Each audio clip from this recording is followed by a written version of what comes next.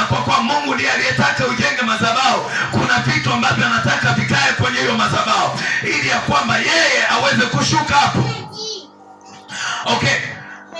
Wakati Bwana amemwambia Musa kwamba mtamjengea Mungu madhabahu, akiwa na maana apate mahali pa kusema na watu, na ndio maana akamwambia yatengeneze mawe mazuri, na baada ya kuwa umetengeneza mawe mazuri, naandika maneno yote ya Torati ili ya kwamba kila wanaoingia wapate kuyasoma, wajue sheria za Mungu na amri za Mungu kwenye hiyo madhabahu.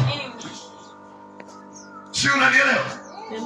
Sheria ya Mungu, amri za Mungu, neno la Mungu ni kweli liko kwenye Biblia, lakini ukifika nyumbani mwa Bwana hauwezi ukatoka bila kupata neno la Bwana, kwa sababu madhabahu ndio inayohusika kuachilia neno la Bwana lilete majibu kwenye maisha yako, lilete afya kwenye maisha yako unapoingia nyumbani mwa Bwana.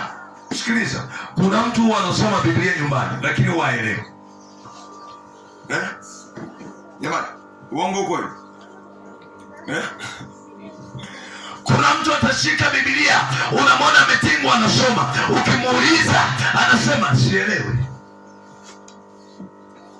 Na ndipo leo tumekutana na wingu kubwa, wamekariri vifungo.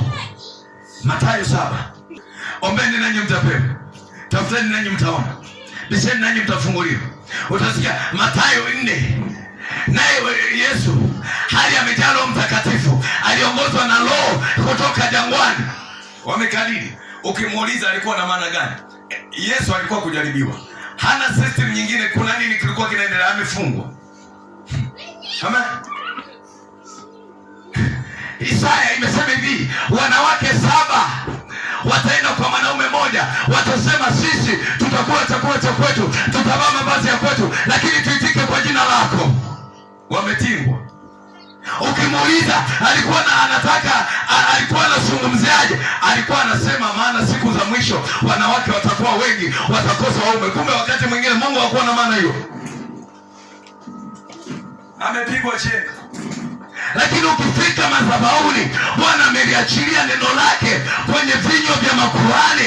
Atakupa vitu vilivyo sahihi, atakupa ujumbe ambao uko sahihi, ambao hauwezi kukupoteza, ambao huwezi kukuangamiza, ambao utakufanya ustawi, kwa sababu ni neno limetoka kwenye madhabahu. Musa anamwambia andika maneno ya Torati kwenye hiyo jiwe, kila wanapoingia kwenye hiyo madhabahu wakutane na neno. Vipi unakuja ibadani alafu ukapiga ngonjera mpaka saa 9, nenda kwa amani ya Bwana? Unajisikia? Kuna maza ya kwenda kanisa. Tukapiga nyimbo Yesu ni bebe, nibembeleze, wewe ni Ebeneza, mpaka saa 6, saa 7, saa 8, saa 9, saa 10. Tumechoka, tunatoka tumechoka. Tulikuwa kanisani mwa Bwana. Unajisikiaje? Inakuwa iko na afya. Kanisa inakuwa na afya. Unapoingia nyumbani mwa Bwana, target namba 1 ni Bwana aseme na wewe kwenye maisha yako. Target namba 1 ni Bwana aseme neno lake kama anavyopenda yeye na sio unavyopenda wewe. Hauji kanisani umwambie Mungu afanye unavyotaka wewe, afanye anavyotaka yeye kwenye maisha yako. Na hilo swala haupati mahali pengine, utalipata kwenye madhabahu. Maana kwenye madhabahu ndiko yaliko majibu ya watu. Kwenye madhabahu ndiko kuna kuonyesha njia za watu. Kwenye madhabahu ndiko watu wanafunguliwa, sio mahali penginepo. Amen. Yesu asifiwe. Yesu asifiwe. Musa akasema okay, Mungu nitaitengeneza hiyo madhabahu. Na alipoitengeneza madhabahu, Mungu akashuka kusema na watu. Kila walipoingia wakakutana na neno. Kila walipoingia wakakutana na maneno ya Torati. Kila walipoingia wakakutana na sheria za Mungu. Wakatembea sawa sawa na Mungu anavyotaka, kwa sababu madhabahu inatoa mwongozo. Yesu asifiwe. Nitakufundisha jicho langu likikutazama. Nitakuonesha. Atakufundisha. Afya mwenye anasema hivi, ni mimi Bwana Mungu wako nikufundisha upate faida. Anakufundisha watu. Darasa ambalo Mungu anaweza litumia kwa urahisi zaidi ni madhabahu. ashuke kusema na watu, na watu waingie kwa moyo wa unyofu, waingie kwa mioyo, kwa nia ya kumwabudu yeye. Sikiliza, unapoenda madhabahuni kwa Bwana, swala la kwanza, jua Mungu yuko hapo. Unapoenda wapi? Madhabahuni. Swala la kwanza, jua Mungu yupo hapo. Ukienda kanisani au unapoenda madhabahuni, kwamba unaenda kuona jengo jinsi lilivyo, unaenda kuona mazingira jinsi yalivyo, utakuwa unajipotezea muda. Lakini ukienda umechenga imani, umechenga ufahamu wako kuwa ninaenda kanisani, Mungu yuko mahali hapo, na ninaamini Mungu ataenda kunifanyia sawa na jambo Mungu anaenda kukufanyia. Ila sisi wanadamu leo tunaingia kanisani, unaangalia Mungu yupo. Yaani ni kama unataka usiku ukute Mungu amekaa kwenye kiti hapa, afu akwambie mimi ndio Mungu mwenye eti. Halo? Ndio watu ambao leo wanataka aingia aone, kumbe mzee Mungu uko hapa. Leo nikueleze kabisa, kama wanadamu mngekuwa mnaingia hapa mnaona Mungu amekaa kwenye sofa hapa madhabahuni, hakuna mtu angekuwa haombi hapa. Ila unaingia na ufahamu, mbona hapa tukiingia swala kwanza tuangalie mchungaji yupo. Nani? Mama mchungaji yupo. Yesu asifiwe sana. Ni eneo maalum lililotengwa ili ya kwamba watu waingie kuabudu. Hawaingiage kuabudu kama hawako na utayari. Watu wenyewe wanaenda kuabudu kwa kumaanisha kwamba Mungu uko hapa. Wanaenda kuabudu wakimaanisha kwamba Mungu unasikia, Mungu unaona, tuko hapa, tunapiga magoti, tunanyenyekea, tunasarenda kwako. Wewe ni Mungu mwenye nguvu, wanaamini yuko hapo.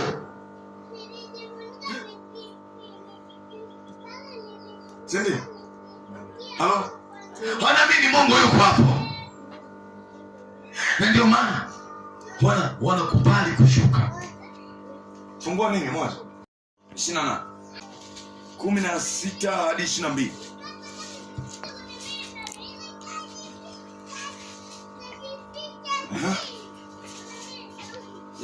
Yakobo akaamka katika usingizi wake. Yakobo akaamka katika usingizi wake akasema, kweli Bwana yupo mahali hapa. Bwana yuko mahali hapa. Wala mimi sikujua. Naye akaogopa akasema, mahali hapa panatisha kama nini. Bila shaka hapa ni nyumba ya Mungu. Napo ndipo lango la mbinguni.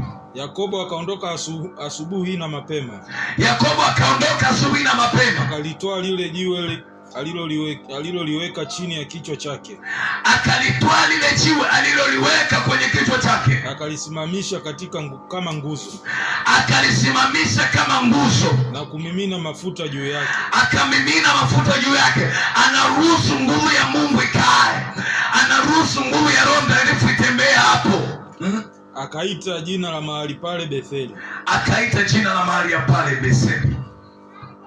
Lakini jina la mji ule hapo kwanza uliitwa Luzu. Amen. Aishi hapo baba.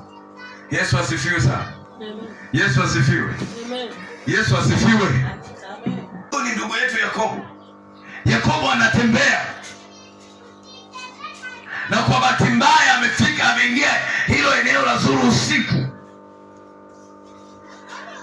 Anaamua aende eneo fulani usiku ili ya kwamba aweze kulala pale. Alipofika akachukua jiwe akalala. Akiwa kwenye ndoto anaota kama kuna watu wanapanda wanashuka. Alipoamka usingizini akasema, bila shaka mahali hapa ni nini? Bila shaka hapa ni nyumba ya Bwana. Bila shaka hapa ni milango ya mbinguni. Maana kuna namna ambavyo ameona, kwa sababu ameona kuna uwepo wa Bwana unashuka, kwa sababu ameona malaika wanapanda wanashuka, ili ya kwamba waje kuzungumza na watu. Na ndio maana Yakobo usiku alipostuka, anajua kumbe mahali hapa ni nyumba ya Mungu. Nilikuwa ninachezea uwepo wa Mungu, kumbe uko hapa. Nilikuwa ninachezea, kumbe Mungu yuko hapa. Nilijua nimejipumzisha, kumbe nimepumzika kwenye nyumba ya Mungu, mahali palipo na usalama. Nimepumzika kwenye uwepo wa Bwana, mahali penye utukufu. Ndipo anajua, ninamaanisha pale hakujua kama iko madhabahu. Hakujua kama Mungu yupo, alijua ni pori kama mapori mengine, si ndio? Alijua ni machaka kama machaka mengine. Kumbe Mungu yuko hapo. Na yeye alipotoka usingizini akasema, tulia sasa, ninaiweka madhabahu hapa. Akaliinua jiwe, akalishimika, na aliposhimika jiwe akamimina mafuta. Mafuta ishara Roho Mtakatifu. Halo? Anamimina mafuta, ishara Roho Mtakatifu, kwamba Roho Mtakatifu ukae mahali hapa. Wewe Mungu Mwenyezi uliyelichagua eneo hili, ninaomba ukae mahali hapa. Nitakapoenda huko, ninaporudi nitakuja kutoa dhabihu, nitakuja kutoa sadaka kwenye hii madhabahu. Tayari imebadilika kuwa madhabahu. Yakobo anaenda, anajua iko madhabahu, iko mahali ambapo watu wajui, na ndipo Mungu akaanza kumarikia. Yakobo ameweka ahadi kwamba naenda kule nitakapofanikiwa. Wapi naenda kutoa sadaka?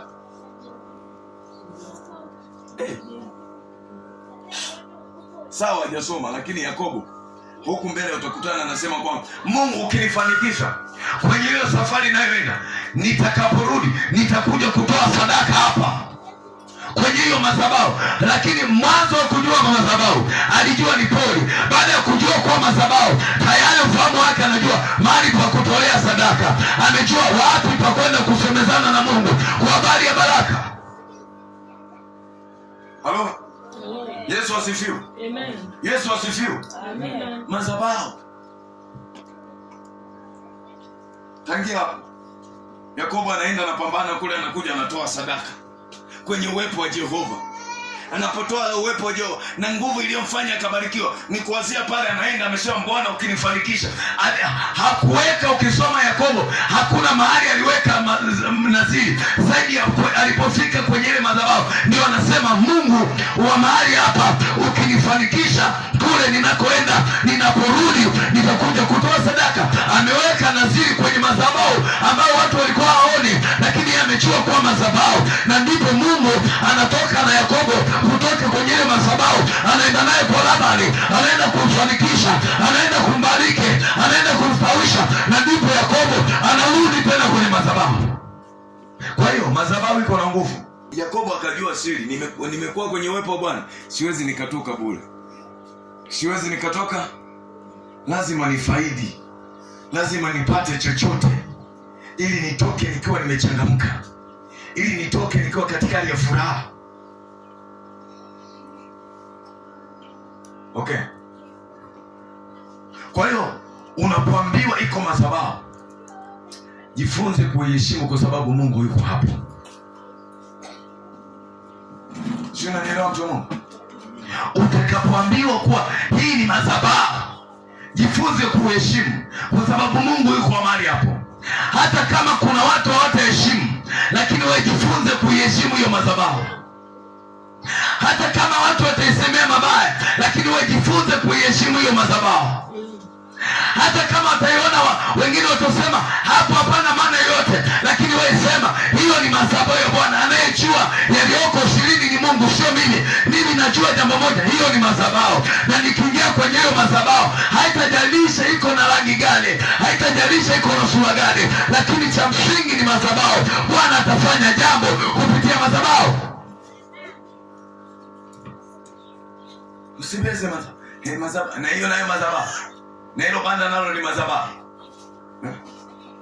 Wewe unataka madhabahu ina rangi gani?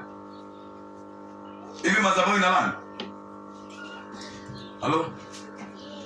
Madhabahu ina rangi? Hamjaiona rangi ya madhabahu? Okay, kama madhabahu ina rangi, basi jifunze kuheshimu madhabahu. Na unapoingia madhabahuni, ingia kwa unyofu wa moyo. Ingia kwa kumaanisha unaenda mbele za Bwana. Sikiliza, ukisoma Matendo ya Mitume wakina Anania na Safira walijua lile ni jengo tu la kufanyia sala. Walijua lile ni jengo tu la kwenda kupiga ndombolo ya solo. Kumbe Mungu yuko kwenye ile madhabahu. Na ndipo Anania pamoja na Safira wamefanya udanganyifu walipofika kwenye madhabahu. Sikilizeni, Mungu akikaa kwenye madhabahu hiyo, kuna mambo ya ajabu makubwa ambayo nyinyi hamwezi mkaelewa yatafanyika hapo. Wakina Anania wanaenda pale. Mungu tumekuja hapa. Sisi ni waaminifu, tumetoa sadaka sawa sawa. Kumbe ni waongo na walaghai. Wameenda kwenye madhabahu waongo. Wameenda kwenye madhabahu wana mambo ya ajabu. Mungu akasema mimi sio mpumbavu kiasi hicho. Mimi niko kwenye hii madhabahu. Nyinyi mnamuona Petro ambaye kila siku mnashinda naye, mnamuona kama ni wa kawaida. Sio wa kawaida. Huyo nimemweka kwenye hii madhabahu kwa ajili ya kazi maalum. Yesu asifiwe. Amen. Yesu asifiwe. Amen. Nyinyi mnaona ni jengo la kawaida. Mimi nimelichagua, niko hapo kwa ajili ya kushughulika na afya za watu. Nyinyi mnaona haya kajengo kenyewe hakana hata rangi, hakana hata maana. Mungu amepachagua. Mungu anamaanisha. Lakini Anania wakaona cha moto. Watu wakasema kumbe mahali hapa pana Mungu kiasi hiki. Kumbe mahali hapa pana Mungu kiasi hiki. Kama Yakobo usiku ule alivyoamka akaogopa, akatetemeka, ndivyo na kanisa likaanza kutetemeka. Fikiria, hivi watu walianza kuingia kwa ujinga kanisani kipindi kile. Walipoona Anania na Safira wamekufa, walianza kuingia kwa ujinga. Wanapoingia kanisani, kabla hawajaambiwa tengeneza moyo, wao wenyewe nyumbani kwao wanaanza kusema Mungu, wewe unayenichua, kuna mambo yamkini nimewaza mabaya, kuna vitu nilifanya visivyo vizuri, ninaenda nyumbani mwako, hebu nisafishe. Wakifika nyumbani mwa Bwana wamenyoka. Kwa sababu wameona nini? Kuna nguvu ya Jehova. Kuna uwepo wa Bwana. Umeingia kanisani umefanya ujinga fulani, afu namwambia mchungaji Yesu ni mwema, nimemwona Bwana. Njia zangu zimenyoka, alafu Mungu anaona. Alafu anakunyosha mbele ya watu. Vipi? Tungekuja tuko kwenye hali ya utani hivyo. Tungekuja kama tunaenda kwa babu, tumwambie baba haukupanda hata mapera, baba haukupanda hata minazi tu tule. Ungekuja mahali hapo unajua Mungu yuko kwenye madhabahu. Unaingia kwa hofu na kutetemeka kama kina Yakobo wakatetemeka, akasema Mungu uko hapa. Mungu uko hapa. Mungu uko hapa. Pendo, Mungu anapoponya watu kwa nini pasiheshimike? Kwa nini? Kwenye nyumba ya Mungu usioni mahali sahihi pa kupumzika zaidi kuliko ule usingizi ambao unalala kwa masaa machache, ambapo unaweza ukalala lakini ukaamka bado una stress. Unaweza ukalala ukaamka bado hauna amani, lakini ukaenda nyumbani mwa Bwana ukarudi huna mashaka. Ukaenda nyumbani mwa Bwana ukarudi katika hali ya furaha, kwa sababu nyumbani mwa Bwana ndiko kuliko na amani. Kwenye madhabahu tunamhitaji Yesu kila mara. Tunamhitaji Yesu achilie nguvu kwenye madhabahu. Mahali ambapo watu wanapona, kwa nini pasiheshimike eti? Halo? Sipaheshimike eti? Na we, hivi kuna mtu alishaisemea vibaya geto lake analolala? Eti mimi na geto baya, mimi kitanda changu chenye, kigodoro changu chenye kile kimeliwa na panya, alafu kuna kunguni wao wanapita chini. Kuna mtu anazungumzia ulalo. Hata akikuta watu wataongea, mimi mwenzenu viroboto si vimeingia vinanitesa pale ndani, kunguni. Yeye anajua kunguni hata usiku wamemng'ata, ataminya mdomo kimya. Anajua ule ni ulalo. Nikizungumzia habari ya ulalo wangu, ni kwamba siheshimu, sina siri. Lakini utasikia yani jana nimelala vizuri mimi. Yani nimelala mpaka nikasahau kwa kumekucha. Kumbe hajalala. Alikuwa anapambana, mara zimegonga huku mara hapa, kumekucha. Anasema asante Yesu kumekucha. Lakini kwa watu watawaambia nimelala vizuri. Nimelala. Ndio ameba. Yesu ameponya. Hata kama hajakuponya wewe, kuna mtu amemponya. Jifunze kuisemea madhabahu. Madhabahu inatoa majibu ya watu. Jifunze kusemea madhabahu ile.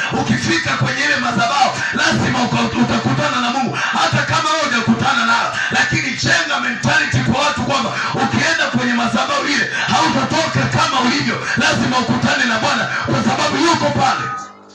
Hivi ukimwambia mtu mimi nimelala usiku, yani mpaka kuna kucha nimesahau kwa kumekucha, hivi mtu avutii kwamba wewe unalala vizuri? Wachane, wewe unakuwa uongo, lakini uhalisia yeye anajua kwa ameumizwa. Lakini ukisema kwa habari ya madhabahu kwamba madhabahu inatoa majibu, madhabahu imetoa, yani tuko hapa leo amepona huyu, kesho atapona mwingine. Na wewe unaweza ukaa na changamoto, lakini usiponywe leo, kesho ukaja kuponywa kupitia hiyo madhabahu. Sikiliza, wakina Petro na Yohana walikuwa wanaenda hekaluni kila siku, kila siku. Yule kiwete alikuwa na hekaluni mlangoni, walikuwa wamuone. Kuna watu walikuwa wanaponywa. Kwa nini alikuwa aponywe yule kiwete? Kiwete alikuwa ana shida ya kupona. Na mchungaji vipi? Wewe si ndio unapigaga gombo? Wewe si ndio unapigaga gombo? Kiwete alikuwa apende kutembea. Sasa kwa nini kila siku wanapita pale wanamwangalia kiwete amekaa tu, naomba shekeli, naomba shekeli, naomba msaada. Alafu akina Petro wanapita na majoo yao mbele hapo. Alafu wanaenda kule wanabandika mikono, watu wanafunguliwa. Wanaenda kule wanapoa mapepo yenye kansa zinafunguliwa. Kiwete amekaa mlangoni. Wakati wake ulikuwa bado. Wewe ndio unasema wakati wake ulikuwa bado. Sawa.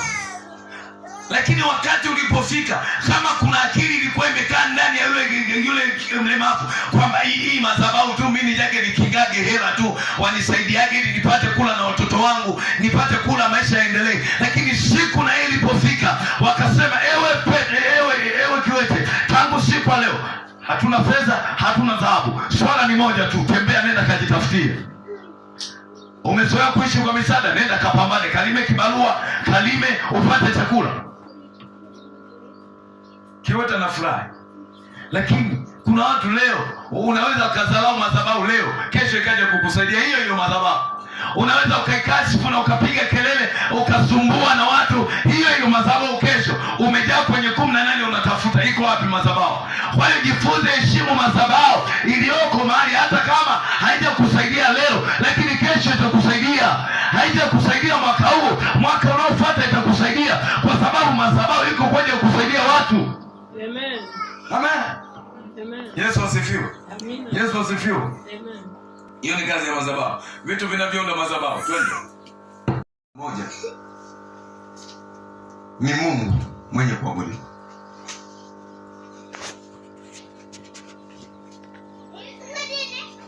Ni Mungu mwenye kuabudiwa.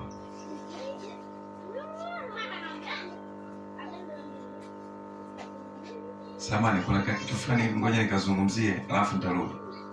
Hivi nani alishawahi pita eneo fulani, inaweza ikawa usiku au mchana, na ghafla akipita hilo eneo anakuta hali yake ya mwili inabadilika?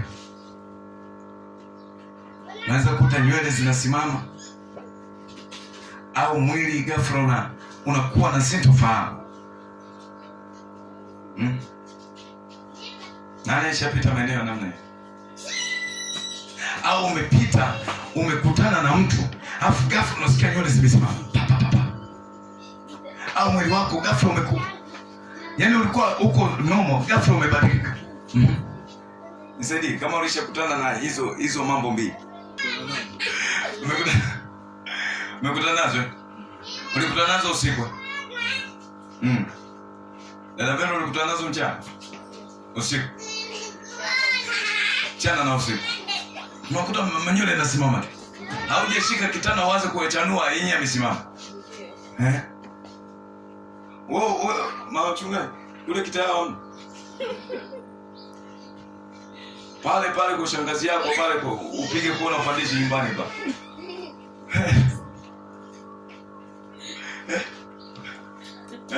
Amna sema. Haujawahi kutana. Sema kweli mpenzi wa Mungu. Sawa. Wewe wakati umekutana na vitu vya namna hiyo, ulifikiri nini kwenye ufahamu wako? Ulihisi nini? Nahisi tu eneo la hatari. Ni eneo la hatari. kwamba serikali imewekeza umeme mwingi hapo, kwamba ukigusa ukikanyaga ile maana na umeme ukishapita ni eneo la hatari, maana kuna nyaya nyingine ukigusa zitakupa shida. Si ndio? Ni eneo la hatari. Kati huko umeniambiaje? Dada wewe ulihisi nini la? Yaani umeona minywele inasimama, mwili sentemu, mwili unaanza kuishi kupoteza nguvu. Ulihisi nini? Afu ghafla unasema mahali hapa panatisha. Panatisha. Afu na ukikutana na mtu unamwambia usipite pale usiku. Twende dada wewe. Niambie.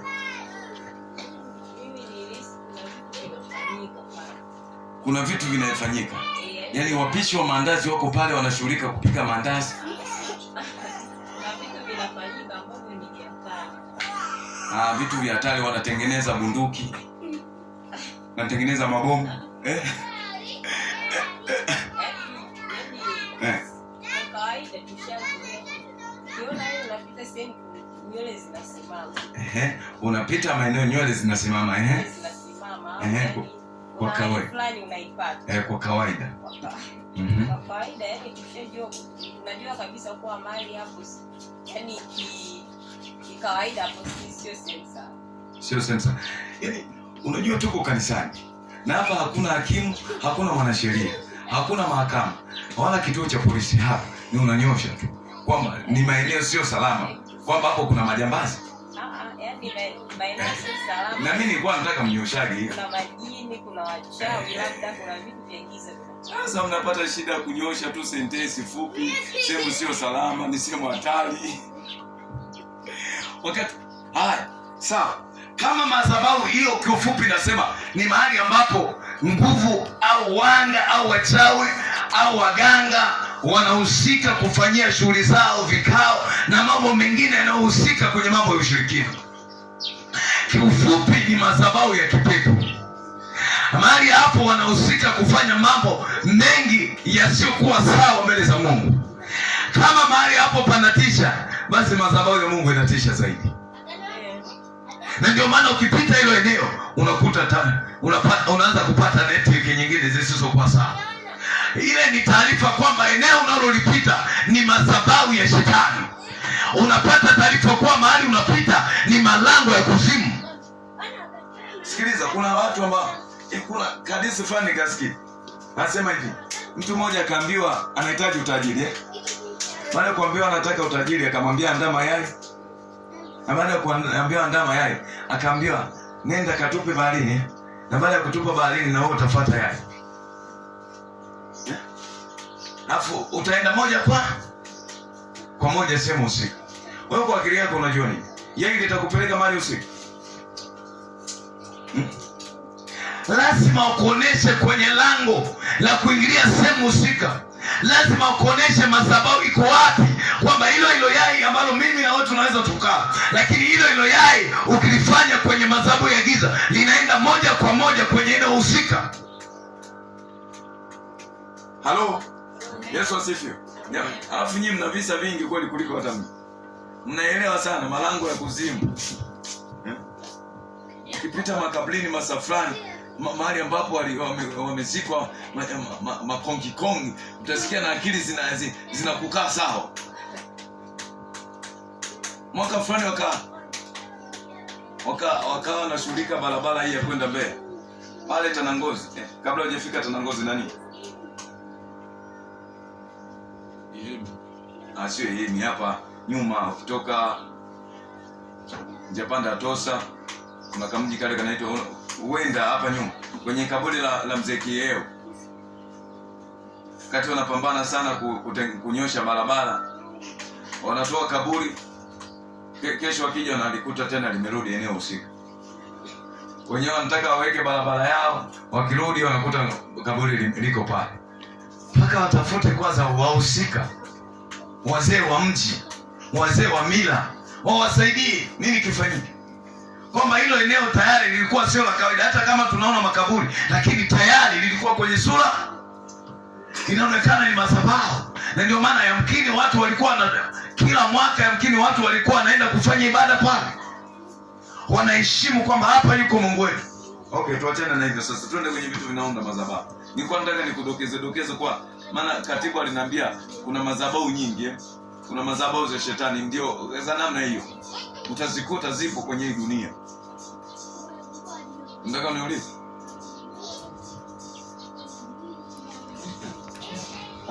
Twende vitu vinavyounda madhabahu. Namba moja nimesema ni Mungu mwabudiwa.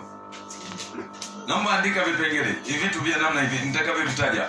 Ni Mungu mwenye kuabudiwa, mwenye kuabudiwa, mwenye kuheshimiwa.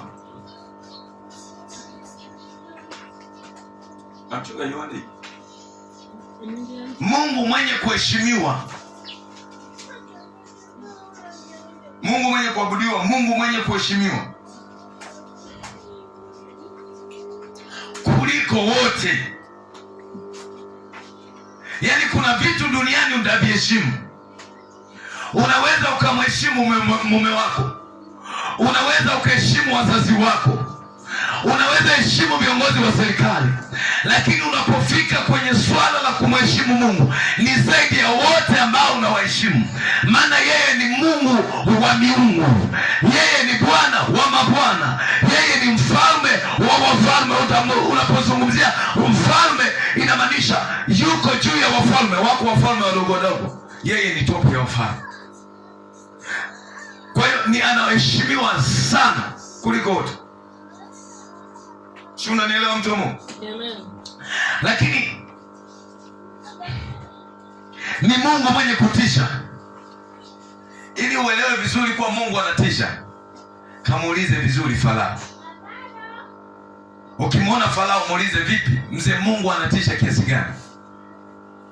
Kamuulize Musa namna ambavyo amekutana na Mungu akabaki anajiuliza, hivi ni Mungu au ni namna gani? Maana ninaona kama ndoto, ninaona kama maono, kumbe Mungu ni unatisha kiasi. Kawaulize walinzi waliokuwa wanalinda gereza ambalo Petro amefungwa. Kawaulize. Petro alitoka bila kufunguliwa mlango na mlinzi, hakufunguliwa pingu na mwanadamu, wakabaki wanashangaa. Akawauliza walikuwa wanalinda gereza la kina Paulo, wakashangaa milango imefunguliwa, nani amefungua? Anashangaa wafungwa vifungo vimeondolewa, wanabaki wanajiuliza. Hofu ikatanda, anatetemeka. Ndio kwanza mlinzi anataka achukue kisu ajichome, anasema ole wangu, maana leo nimeisha. Ni Mungu ajabu, anatisha kama nini. Kaulize walinzi walikuwa wanalinda kabla la Yesu, hawajaambiwa walale usingizi, walala usingizi fofofo. Hawaelewi nini kinaendelea wakati mwanaume Yesu anatoka. Yesu yuko msalabani, mbingu ulimwengu ukatiwa giza masaa 3 usiku tololo. Watu wanashangaa, ni nani anayetisha tisha namna hii? Kuna wafalme wanakufa, lakini hii ni ya kutisha, hajawahi tokea. Kwa hiyo tunapozungumza Mungu mwenye kutisha, tunamaanisha Mungu anatisha zaidi ya vyote. Tunazungumzia simba anatisha, lakini simba anaweza asitishe kuliko ukikutana na Mungu. Mungu ni zaidi ya simba. Na ndio maana hata simba mwenyewe amekutana na Mungu akatulia, akasema wewe unatisha zaidi yangu, ngoja niwe mpole, siku ziende. Amen. Amen. Nyinyi mnajua simba anatisha? Mkamuulize Danieli. Simba wametulia. Na ndio maana yeye anaitwa simba kabila la Yuda. Kwa hiyo utisho wa Mungu haulingani na chochote, ni utisho wa ajabu.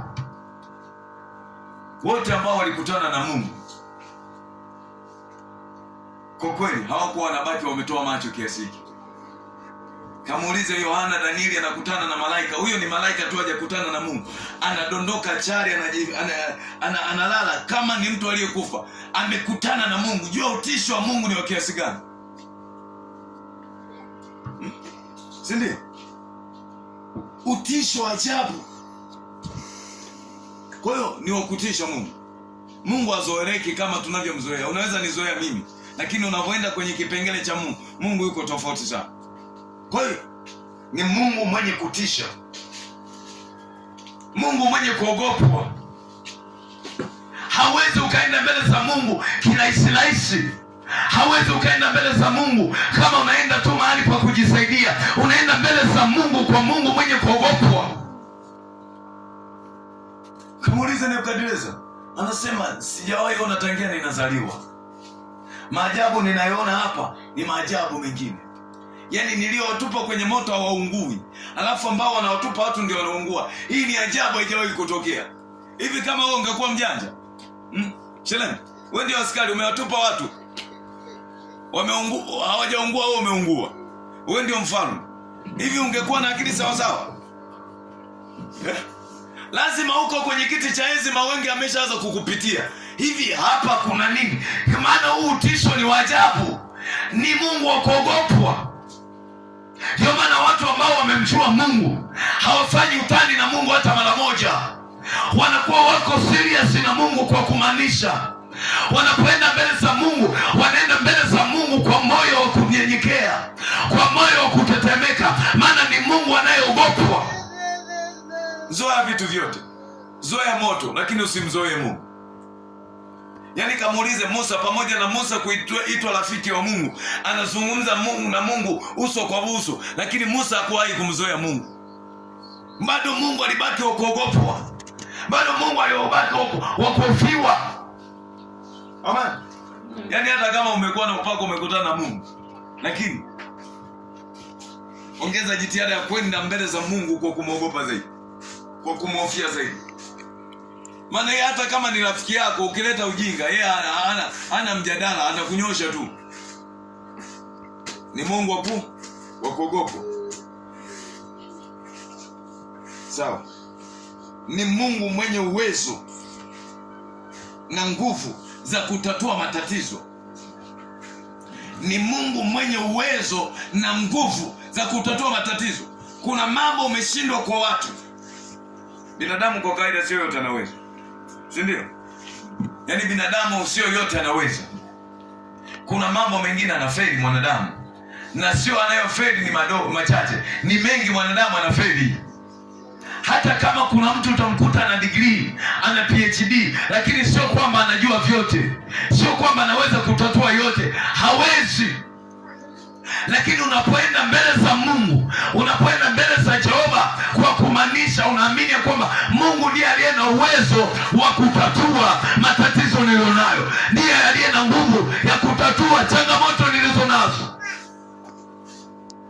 Ndio yeye pekee yake. Ndio maana kuna magonjwa watu wamezunguka, lakini walipoenda kwa Yesu wakajiuliza, hivi mbona tulikuwa wapi siku zote? Siku moja mtu mmoja akanipa ushuhuda namna hii. Wamehangaika sana na mgonjwa. Wamehangaika sana na mgonjwa. Na kufunga na walifunga na kufunga na kuomba. Lakini siku zilienda. Mgonjwa apate afya. Alafu siku akampeleka kwenye madhabahu. Huyo mhubiri alikuwa ametoka nje. Amekuja, anaendelea na semina. Amemaliza semina, sasa anatarajia kuondoka. Ile mara nyingi wanasafiri Jumatatu au Jumanne. Kwa hiyo anajiandaa kusema kesho niondoke. Wanamkuta baba, watu wanajipigia tu supu pale. Nasema bwana, tuna mgonjwa, wamempeleka yuko kwenye kitanda. Si ndio? Unanielewa? Hampeleka. Anaanza kumweleza baba, huyu mgonjwa wetu tumehangaika sana. Tumehangaika sana na mpaka leo tumekata tamaa. Tunasubiri lini atakufa. Baba, kama kufunga tumefunga. Sijui. Kufunga lakini bado mambo yanaendelea. Mzee anapiga supu akasema, kwa jina la Yesu, ewe nguvu za giza, ewe nguvu za adui uliyomfunika, ninakuamuru mwachie. Akaomba maombi short and clear. Akamwambia mpeni maji huyo. Ya vuguvugu, mpeni. Jamaa akapiga maji. Akaona jamaa ameinuka. Akajiuliza, kufunga kote tumefunga, kwa maana wameinuka, mwenzetu anapiga tu supu hapa, mambo yanainuka kirahisi hivi. Nini nataka nikieleze? Kwamba Mungu anashughulika kutatua changamoto ambazo wanadamu wameshindwa. Maana unaweza ukakariri kwamba kwa kufunga sana ndio changamoto itaisha. Kumbe Mungu ana njia nyingine ya kutatua changamoto yako. Hiyo changamoto unaenda kwa mtu ambaye ulikuwa mzanii na ulitazamia naye angekwambia sasa tunaenda kufunga siku 7. Maana kuna watu bwana tumekuwa korofi kweli. Ukishamhudumia mtu hii ngoma hii tunafunga siku 7. Kumbe wewe mwenye muombaji umekosa stamina ya kufungua mtu. Unamwambia Yesu wapi alimwambia wanafunzi mgonjwa kafunge siku 7.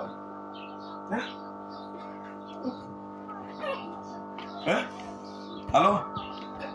Yesu asifiwe. Amen. Yesu asifiwe. Mimi labda mimi sisomi sana Biblia, nyoyo zangu mnasoma sana. Yesu aliletewa mgonjwa akamwambia nenda kafunge siku 7. Kafunge siku 3. Hamna. Alikuwa anatatua tu changamoto. Umekuja mgonjwa anampa majibu. Fanya hiki uwe salama. Na walio wengi walifunguliwa. Haya, tuachane na Yesu. Akina Petro wanaombea watu, wanafunguliwa. Petro alishatangaza kwamba nenda kafunge siku 6. Siku 6. Wapendwa? Halo? Hawajawahi kutangaza. Sasa sisi wakileo baba ukishaona ngoma zito unataka upate company. Mpendwa, ili jambo lako unajua ni gumu sana hili. Na ukileta upuuzi wiki lijalo wanaweza kukuua. Sasa twende kwenye maombi. Funga siku 7 na mimi nafunga siku 7. Alafu unakuta jamaa anapiga supu, alafu mgonjwa ndio anafunga.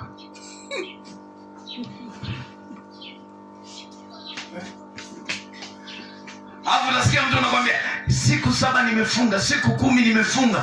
Alina mgonjwa sasa mgonjwa umemwambia afunge jamani, si unamalizia. Uji wenyewe kunywa mbinja alafu namwambia kaongeze siku 7.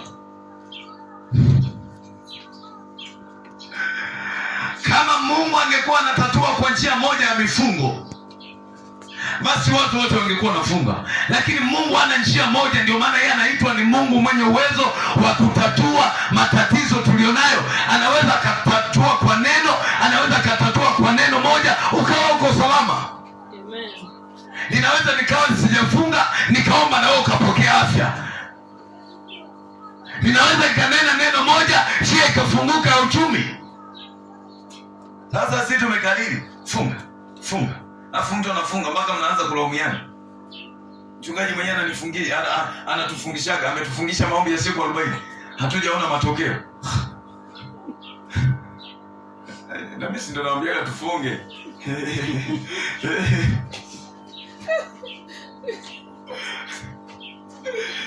Amen.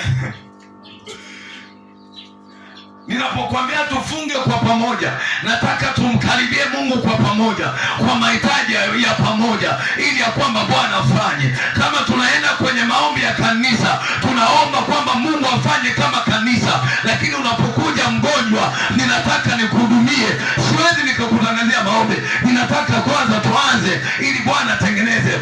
Ukipata afya nitakufundisha nini maana ya kufunga. Na unafunga ili iweje? Sio unafunga tu. Tuachane na huo. Yesu asifiwe. Okay. Ni Mungu mwenye kutatua changamoto tulizonazo. Ni yule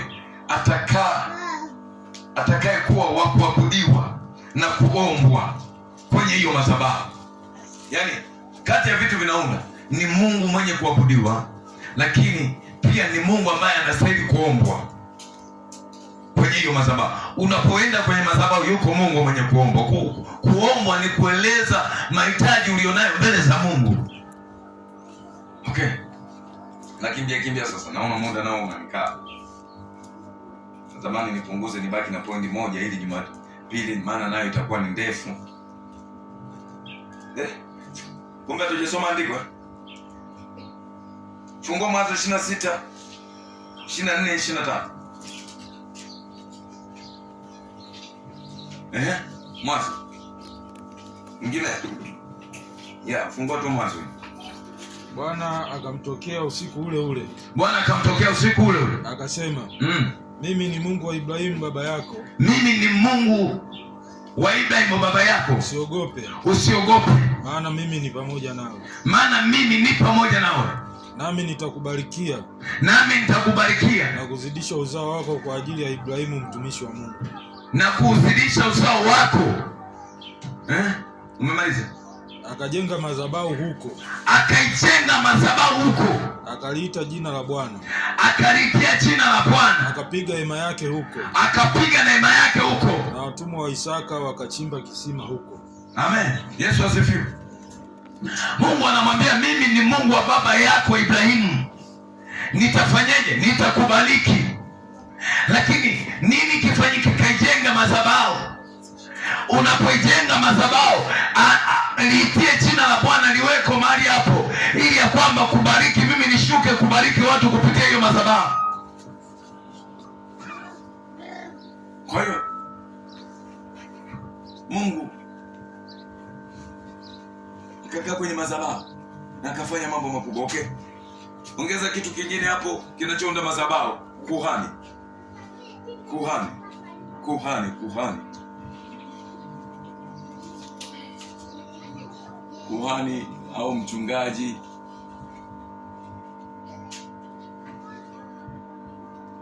Yeah.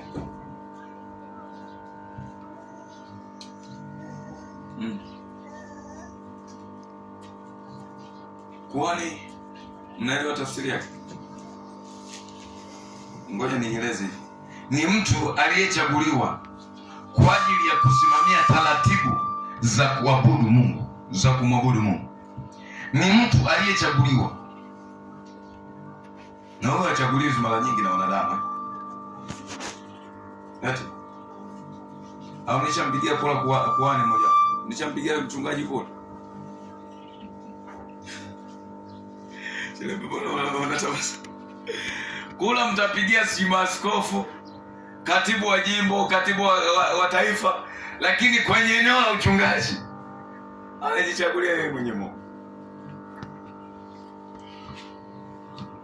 ili asimamie taratibu zote za kuabudu.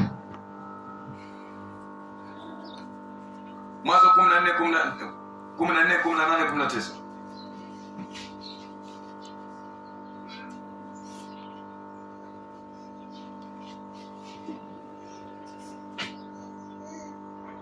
Na Melkizedeki mfalme wa Salemu.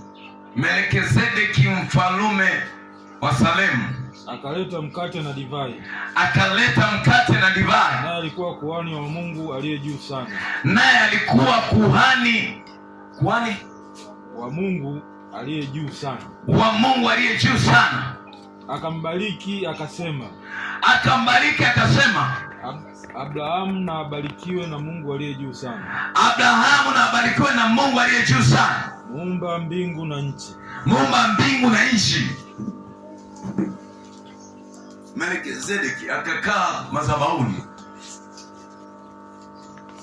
Huyo ni kuhani. Unaweza ukawakosa watu wote, lakini hauwezi ukamkosa kuhani kwenye madhabahu.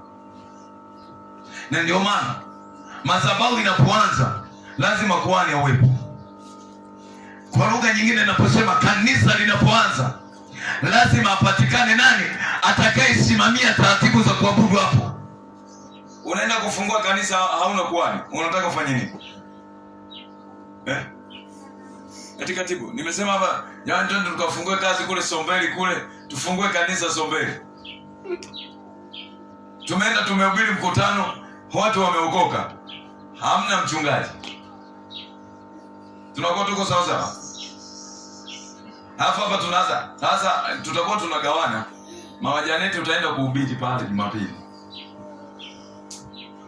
Ametoka hapa amejichokea, akifika pale wapendwa, Yesu ni mwema, hamtakufa, mtaishi. Maana ni neno la Bwana linasema, Daudi anasema sitakufa nitaishi. Kwa hiyo na nyinyi hamtakufa, mtaishi. Ile mradi mmemwamini Kristo, na Kristo amesema yoyote anayenipokea atakuwa na uzima, na nyinyi mtakuwa na uzima. Amini nini hivyo? Sikia siku zinaenda. Alafu tumemaliza, Yesu awabariki sana. Tumemaliza, Yesu awabariki sana. Watu wanasubiri ni kitu gani kinatoka. Kumbe yeye ameshasema nimemaliza, Yesu awabariki sana. Kumbe kuhani analeta mkate. Neno mkate ni ishara ya neno. Chakula cha uzima. Neno si chakula cha uzima. Akaleta nini? Na divai. divai, ishara ya kimiminika inachowakilisha Roho Mtakatifu. Kwa hiyo kuhani lazima awepo kwenye madhabahu. Kabla huja plani, kabla hujafikiri kujenga makanisa, kabla hujafikiria kufungua tawi, fikiria kwanza nani anaenda kusimamia taratibu za kuabudu. Sio kaenda kuabudu pale unakuta ya kuhani nabii Tito. Piga nabii kidogo hapo watu wapate afya kidogo. Anasimamia naye taratibu za kuabudu. Akaleta mambo yasiyokuwa sawa kwa sababu hajajua, umemchukua tu. Wewe kasimamie pa. Ataenda kufanya madudu, mnaanza kulaumiana. Kwa hiyo Yesu, kitu kinachounda madhabahu, hivyo ni vitu viwili. Lakini kuna kitu kingine ambacho Mungu akinipa neema ya kuwepo Jumapili nitaendelea nacho. Yesu wa mbinguni awabariki sana. Amen.